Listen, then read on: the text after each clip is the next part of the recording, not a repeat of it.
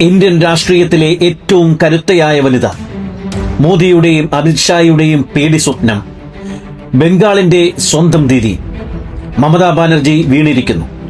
കേവലം ഒരു പരാജയമല്ലത്, ഒരു യുദ്ധത്തിന്റെ അന്ത്യമാണ്. അരവിന്ദ് കെജ്രിവാളിന് സംഭവിച്ചത് മമതയ്ക്കും സംഭവിക്കുമോ? ബംഗാളിലെ ഈ മാറ്റം ഇന്ത്യൻ രാഷ്ട്രീയത്തിന്റെ ഭാവി എങ്ങനെ മാറ്റിമറിക്കും? എങ്ങനെയാണ് ബി.ജെ.പി. മമതയെ വീഴ്ത്തിയത്? ഇത് ഒറ്റ രാത്രി കൊണ്ട് ഉണ്ടായതല്ല. കേന്ദ്ര ഏജൻസികളെ ഉപയോഗിച്ചുള്ള കൃത്യമായ നീക്കങ്ങൾ തൃണമൂൽ കോൺഗ്രസിനെ അടിമുടി ഉലച്ചു. അരവിന്ദ് കെജ്രിവാളിനെ ജയിലിൽ അടച്ചതോടെ ആം ആദ്മി പാർട്ടിയുടെ വേഗത കുറയ്ക്കാൻ ബി.ജെ.പിക്ക് കഴിഞ്ഞു. സമാനമായ ഒരു ഭാവിയാണോ മമതയെയും കാത്തിരിക്കുന്നത്?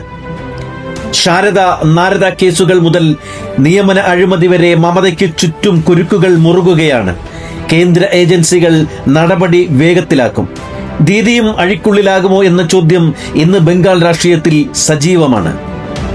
ബംഗാളിൽ ദീദി വീഴുമ്പോൾ തമിഴ്നാട്ടിൽ സ്റ്റാലിന്റെ കുടുംബവാഴ്ചയ്ക്ക് തടയിടാൻ നടൻ വിജയ്ക്ക് കഴിഞ്ഞു.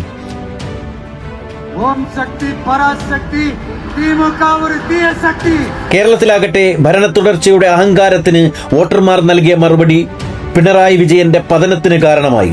ബി.ജെ.പിക്ക് കിഴക്കൻ ഇന്ത്യയിൽ ബംഗാളും ദക്ഷിണേന്ത്യയിൽ കേരളവും തമിഴ്നാടും പുതിയ വാതിലുകൾ തുറന്നുകൊടുക്കുകയാണ്. പ്രാദേശിക നേതാക്കളുടെ അപ്രമാദിത്വം അവസാനിക്കുന്ന കാഴ്ചയാണിത്. എന്താണ് ഇനി സംഭവിക്കുക? മമതയുടെ പതനം പ്രതിപക്ഷ നിരയിലെ ഏറ്റവും വലിയ പോരാളിയെയാണ് ഇല്ലാതാക്കിയിരിക്കുന്നത്. ഇത് ബി.ജെ.പിക്ക് ദേശീയ തലത്തിൽ വലിയ ആത്മവിശ്വാസം നൽകും. ഇനി വരാനിരിക്കുന്നത് ഏകീകൃത സിവിൽ കോഡ് ഉൾപ്പെടെയുള്ള നിർണായക നീക്കങ്ങളാകുമോ? പ്രാദേശിക പാർട്ടികൾ തകരുകയും ബി.ജെ.പിക്ക് ബദലായി പുതിയ മുഖങ്ങൾ ഉയർന്നു വരികയും ചെയ്യുന്ന ഒരു രാഷ്ട്രീയ സാഹചര്യമാണ് നാം കാണുന്നത്.